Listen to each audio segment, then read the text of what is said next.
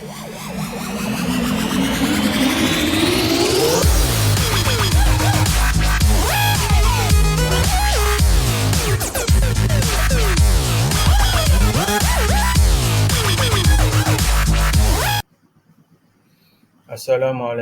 warahmatullahi wabarakatuh dan salam sejahtera. Apa khabar semua pelajar-pelajar?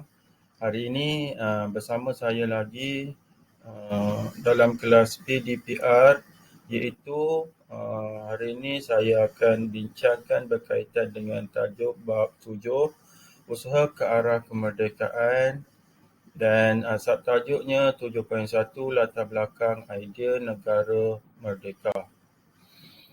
Okey, kita tengok tema bab 7 ni, iaitu pembinaan negara. Tajuk 11, kemerdekaan Persekutuan Tanah Melayu. Standard kandungan 11.1, usaha ke arah kemerdekaan. Standard pembelajaran 11.1.1, memerihal latar belakang idea negara merdeka. Tajuk ni ialah daripada tingkatan 4, bab 7, usaha ke arah kemerdekaan, iaitu latar belakang idea negara merdeka. Okey, objektif kita pada hari ini adalah saya tetapkan dua objektif utama, iaitu yang pertama menyenaraikan latar belakang idea negara merdeka, dan yang kedua pelajar boleh menjawab soalan struktur kebat mengikut kehendak soalan.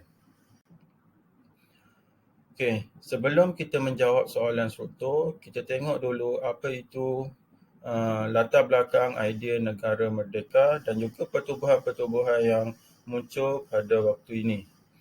Okey, kita tengok pertubuhan yang pertama, iaitu muncul pada tahun 1938,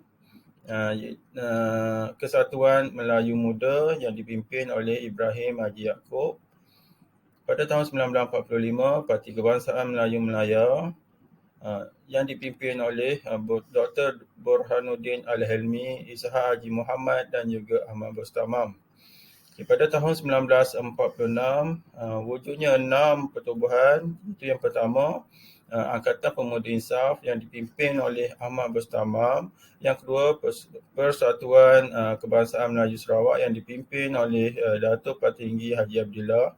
Yang ketiga, Pergerakan Pemuda Melayu yang dipimpin oleh Pemuda Melayu di Sibu. Yang keempat, United Malay National Organisation ataupun lebih dikenali sebagai UMNO yang dipimpin oleh Dato' Onn Jaafar. Yang kelima, Parti Kebangsaan Melayu Labuan yang dipimpin oleh Tengku Nordin dan juga Zakaria Gun. Yang keenam, Malayan Indian Congress iaitu MIC yang dipimpin oleh John TV.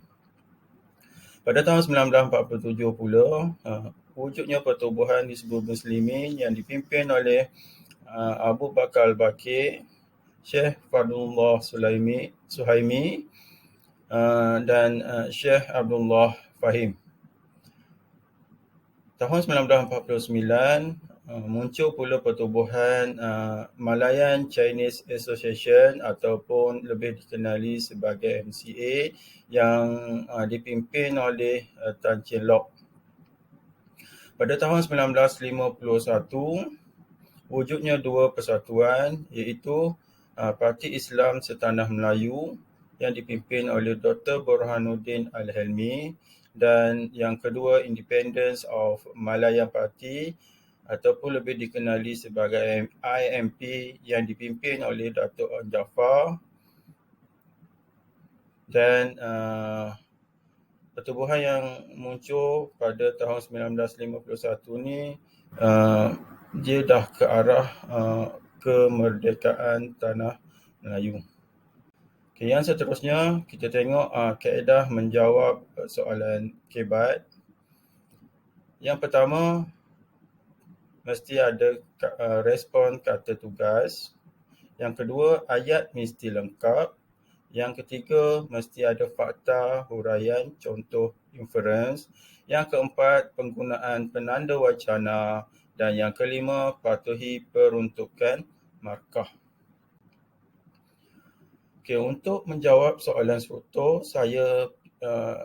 soalan struktur kebat, saya memilih formula impak supaya pelajar-pelajar lebih mudah menjawab dan menepati kehendak soalan. Okay, kita tengok apa itu formula impak. Formula impak adalah himpunan fakta atau kata kunci.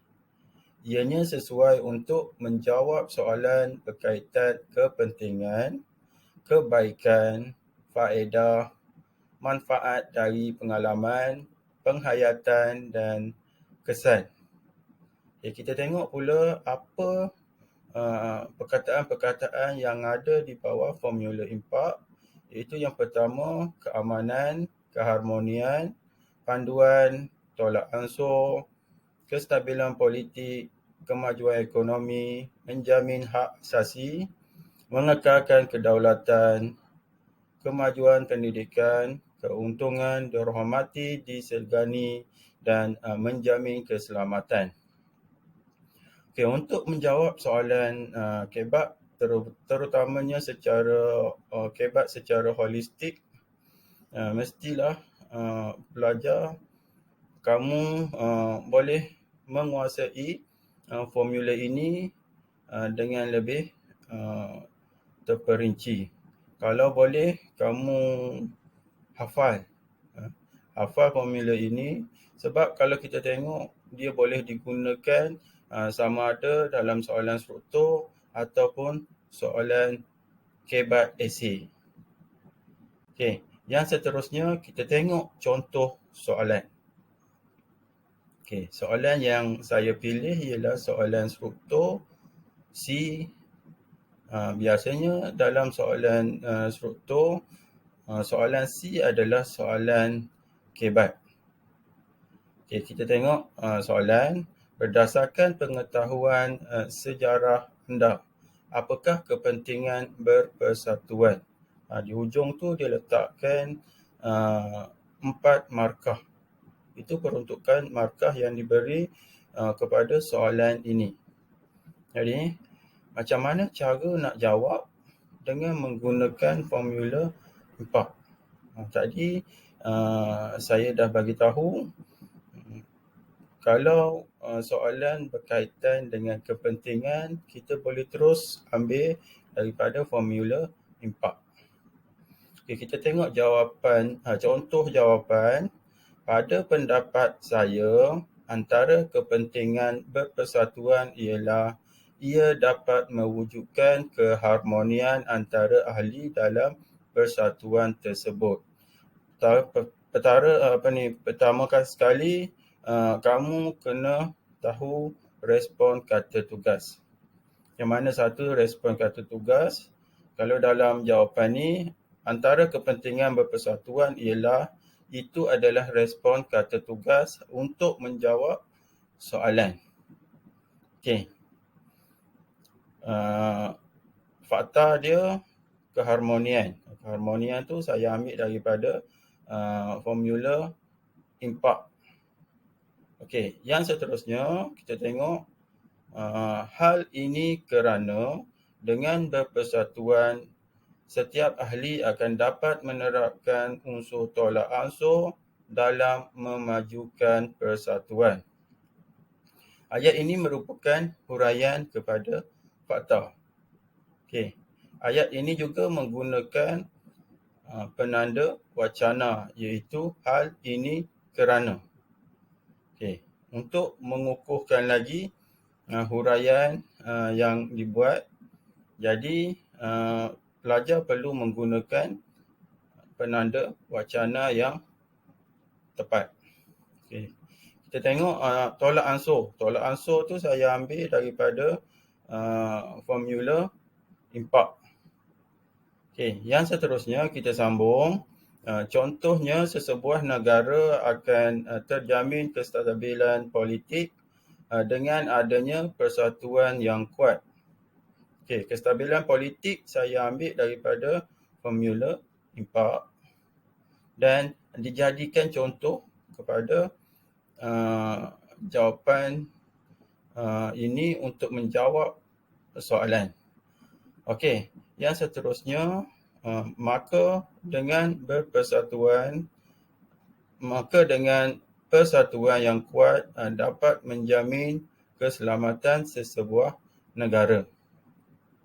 Kalau kita tengok keseluruhan, jawapan ini menepati kehendak soalan, iaitu dia ada fakta, ada huraian, ada contoh, ada inference, dan dia juga ada respon kata tugas. Jadi jawapan ini boleh diberi 4 markah. Okey, boleh faham ya pelajar-pelajar? Jadi dalam menjawab soalan struktur kebat, kamu perlu tahu apa itu kehendak soalan dan macam mana cara nak jawab dengan baik. Okey, sekian daripada saya.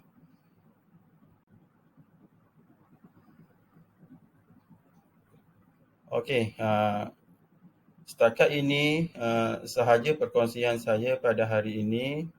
Saya harap kamu semua dapat guna apa yang kamu belajar hari ini untuk menjawab soalan peperiksaan nanti. Okey, sekian. Terima kasih.